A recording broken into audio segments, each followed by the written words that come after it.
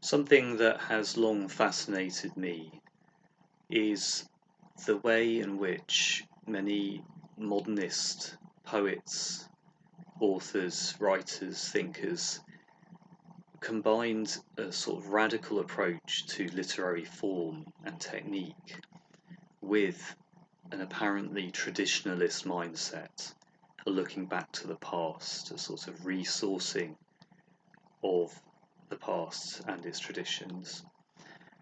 T.S. Eliot would be an obvious example. The Wasteland, extremely radical in thought, perhaps the seminal poem of the 20th century in that regard, but someone who ultimately became an Anglo-Catholic in religion, a royalist in politics, as he described it. Someone who made the apparently unfashionable step in looking back to pre-modern ways of thinking and life. We might think of William Butler Yeats and his interest in the occult. We might think of D.H. Lawrence, even, whose poetic technique was very free form, but who deeply admired primitive ways of life, ultimately, as seen in his novel The Plumed Serpent. Any number of converts to Roman Catholicism at the time.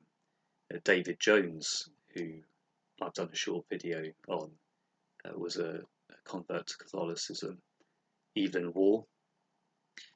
Various figures who were obviously reacting to the modernisation of the world around them, to the mechanised slaughter of World War One, obviously, and were obviously driven to try and find inspiration and hope in the past, even as they expressed that in ways that were more suitable for the present. And in many ways, this is rooted in the little-known writer T.E. Hulme, who was a good friend of Ezra Pound. Hulme was an a few poems of great power and beauty that fitted in very well with Pound's imagist kind of period.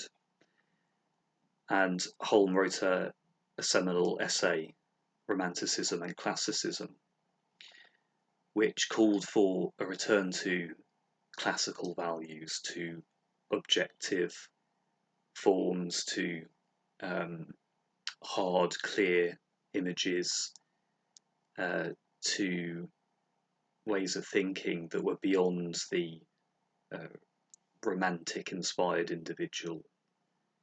And it's not hard to see how this appealed to T.S. Eliot and his view of the poetic tradition in which he wanted to fit.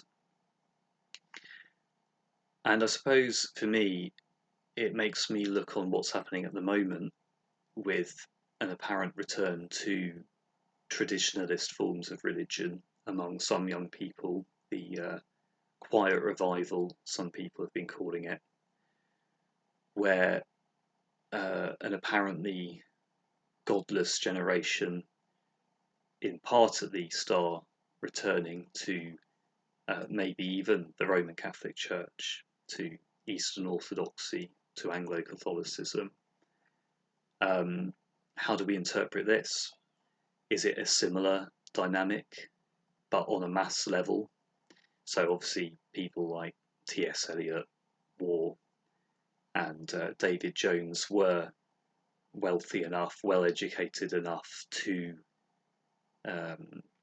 be able to access certain resources and thinking, and maybe the difference now is that given the sheer reach of a mass society of late capitalism through the internet, maybe it is a similar dynamic, but that reaches more working class people even.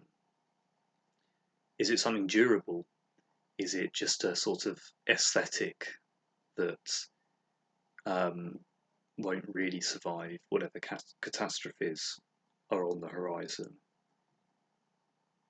And will more traditionally evangelical groups do much better after the sort of more modern, technologically dependent megachurch type forms of Christianity have their demise, not least due to the number of scandals around at the moment? Will anything like a return to a more biblicist kind of evangelical tradition, will that really be able to have any legs? Mediated as it is by the market and rooted, I think, in a certain section of the middle class that is probably in danger of maybe not disappearing, but being severely crippled as economic catastrophes continue. It remains to be seen. I'm not sneering at this. I'm deeply sympathetic to any number of traditionalisms, and I understand the appeal. But the power of the market is so insidious that even these things can be blended up, churned out, and serve quite different purposes to the pursuit of truth, beauty, and goodness, as some hope to find in them.